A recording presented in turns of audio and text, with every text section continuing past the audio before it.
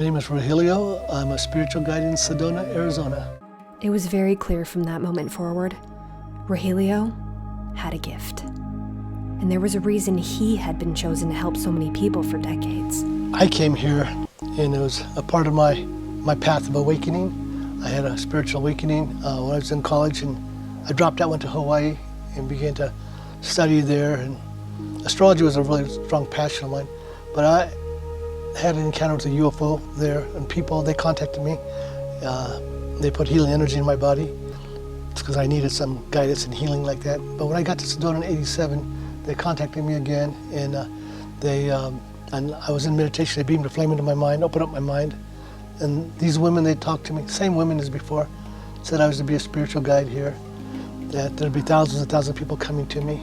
Like, this is where you've come to do your work. And I don't know what I was going to do. I was 31 years old back then. So, Well, I am. And him. that's when it gets going. So UFOs, those are real? There are people that came. What did they look like? Human beings. They look like human beings. They are human beings, but just more advanced than us. The human being, I think they took the human being from the primitive human being, and they put some of their DNA into the primitive human and created the modern human beings. So we had this explosion of modern humanity, 200,000 years popped up. Who the star people are, whether they're relatives of theirs or they're other races visiting us and they're wanting to help us, but they can't directly interfere because we have to take responsibility to make the right choices as a collective.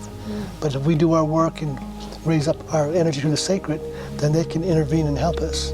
So we can choose to blame each other and be who's right and who's wrong and get caught in religious or political differences, or we can go like, what do we have in common and how do we heal the problems? How do we make things right? If we do our work, then they can help, they can intervene. So that's the message they gave me, is that to speak of love and inspiration, because a great awakening is coming. So is that how we heal ourselves too, is Yes. by forgiveness? Yes, because when you can't forgive somebody, not only do you project it onto the other person, try to put karma on them, but that keeps a link to you, to that karma.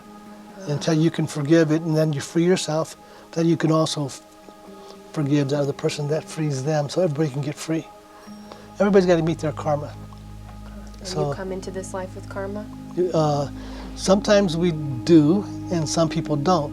But coming in here, you can still get damaged. And you come in as a high-frequency soul from the heaven realm and volunteer to come in to bring love into the planet. And all of a sudden, you run into hatred and jealousy and negative energy, negative people. That could damage you and then take you a while to work at that karma out. So that's why they say when you get awakened, get off the wheel of reincarnation, because you have played down here, you can get snuck back into karma and get traumatized.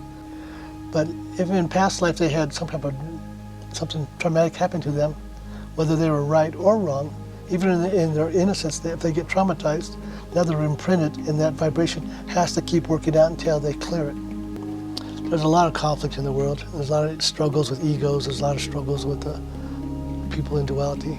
So we have to be able to learn and grow and raise ourselves up so that we can be a part of this awakening. This awakening is a part of what is bringing people to Sedona. People are coming to Sedona, they're going like, I don't know why, but I've got to go to Sedona. I never heard of Sedona before, but next thing I know, I'm going there, and everything's pointing me to Sedona. Many people are coming here, but there are people that are especially being guided here, and they don't necessarily know why. But it's a part of a catalyst within them to awaken them to be a part of this change that's taking place. What is your message to everyone? Whenever you get upset, you've got to feel it and you've got to process it through. But then you've got to be able to channel it into a positive way. I think it's important for people to find their inspiration. What inspires you? Because we have to stay motivated to live our life with love and joy. So many people have their future plans, what they want to do, what they expect, what they're hoping for, but they forget to be here now and make the most of this moment. Or they may be too involved with the past and processing out the past and unresolved issues. So it's very important for people to clear up their past, to get present, and finding your joy. If you like this video, click up here so you can watch the full episode, and remember to press the subscribe button so I can bring you more magic.